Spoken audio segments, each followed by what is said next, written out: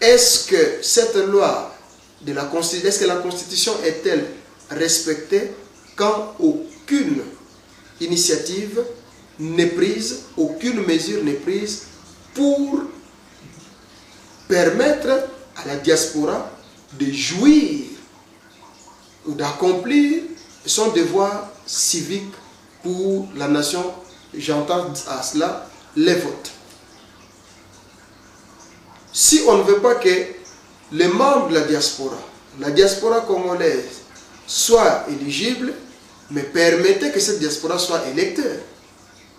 Il y a deux choses. Laissez-moi vous dire une chose. On nous dira que c'est pratiquement difficile et impossible que la diaspora puisse voter. Nous venons de traverser une étape où on a renouvelé les passeports dans notre pays.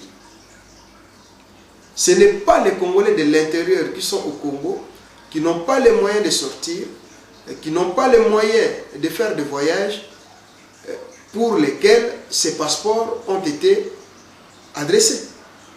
Mais les premiers concernés de ces passeports, c'était les membres de la diaspora. Comment le gouvernement a su organiser la vente, donner les titres de passeport à tous les Congolais éparpillés à travers le monde, et le même gouvernement n'est pas à mesure d'organiser l'implication de la diaspora dans le processus électoral? C'est de là où nous parlons de la mauvaise volonté et de la mauvaise foi. C'est l'article 5 qui le dit, ce n'est pas moi. Je citais l'article 72, 102 et 106. Dans l'article 72, il s'agit de la candidature au présidentiel. Dans l'article 102, il s'agit de la candidature aux législatives. Et dans l'article 106, il s'agit de la participation dans l'élection au niveau du Sénat. Mais dans tous ces trois articles cités, le seul point commun, c'est la question des nationalités congolaises d'origine. Pour ceux qui lisent cette constitution, ils le savent. On parle de la nationalité congolaise d'origine.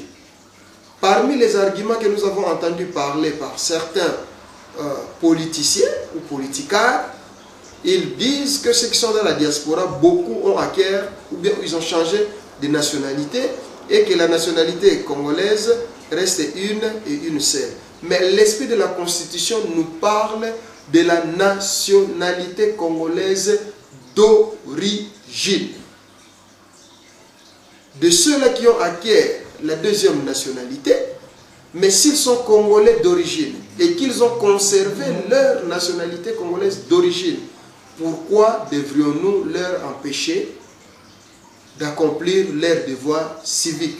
Alors que nous savons dans cette législature, il y a des Congolais qui ne sont pas d'origine, c'est-à-dire qui ont coopté la RDC comme leur deuxième patrie, qui siègent, qui dirigent, qui gouvernent dans plusieurs postes et dans plusieurs fonctions de notre pays, alors que les Congolais d'origine, qui sont à l'extérieur, qui ne demandent rien d'autre que l'implication au processus ou à l'accomplissement des devoirs civiques, sont exclus et mis hors du processus. Voilà où ça coince. Donc, voilà, au vu de la situation, je crois que pour le bien-être de notre population et pour éviter que les pays ne puissent retomber encore dans les mauvais souvenirs de ce qu'on a vécu, moi je pense qu'il serait temps. Ceux-là qui se disent institutionnels ou officiels, de prendre conscience. Nous avons accepté le processus électoral, nous devons être clairs, on n'a pas accepté pour venir accompagner les autres. Mais c'était dans le souci d'apporter réellement ce qu'on peut apporter au pays. Nous donnons comme condition, telle que nous l'avons dit, pour notre participation à ce processus électoral, que les choses soient au clair. Nos préalables doivent être respectés, la loi électorale doit être discutée. Nous ne reconnaissons pas l'ancien bureau de M. Malou Malou comme le bureau de la CENI, Parce que si c'est ce bureau qui organisera les élections, nous n'allons pas participer aux élections, eh bien, nous retournerons à la résistance, nous nous associerons aux amis de la résistance, eh bien, pour que les choses se passent d'une manière que tous nous pourrions les regretter.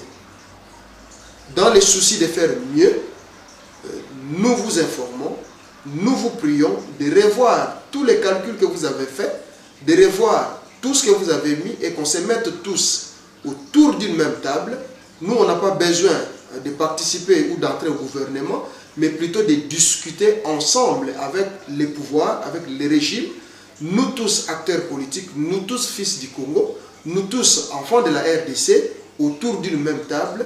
Comment est-ce que nous pouvons organiser pour une fois dans notre pays les élections qui sont des élections dignes, avec un résultat accepté par tous et avec plutôt un esprit constructif qu'un esprit destructif.